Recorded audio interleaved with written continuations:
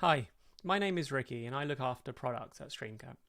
What I'd like to do is just take a few minutes only in this tour to show you how quickly we can create a real-time pipeline from any number of databases to any number of destinations.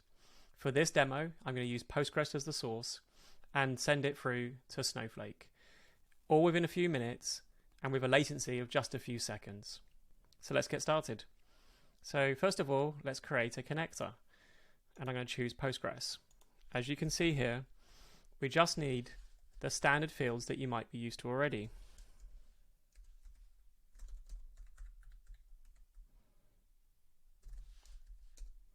There are a few fields here that you can pretty much leave on their defaults.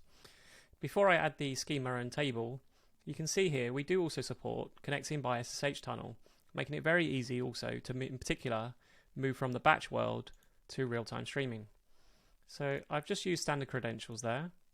Now let's add a schema of public and a table of demo, which I will demonstrate in a minute that it's empty.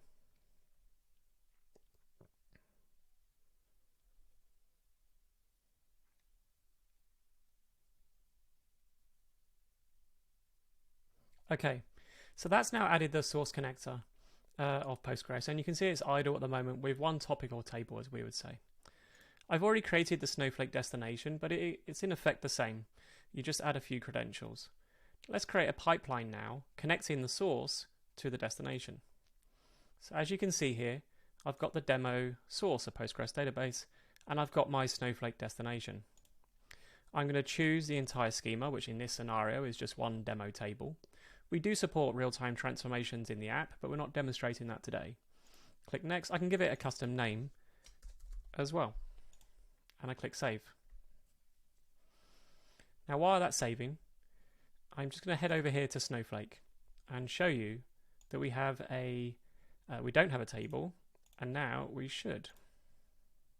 So now we have a table, the pipeline's been created, and it's got 0 records. And it's showing here in the app with a latency of 1 millisecond. This is because there's just no data. So now let's go to Postgres, the same demo table, and I'm just going to demonstrate here there's no data in this source table. It's just connecting now. Okay, and as you can see there's a 0 count. So now what we're going to do is we're just going to insert one record. And the reason for that is because I'm going to use that one record to generate mock data. So now I'm going to generate mock data. And let's start adding in 100,000 records in batch sizes of 200. So that's going now.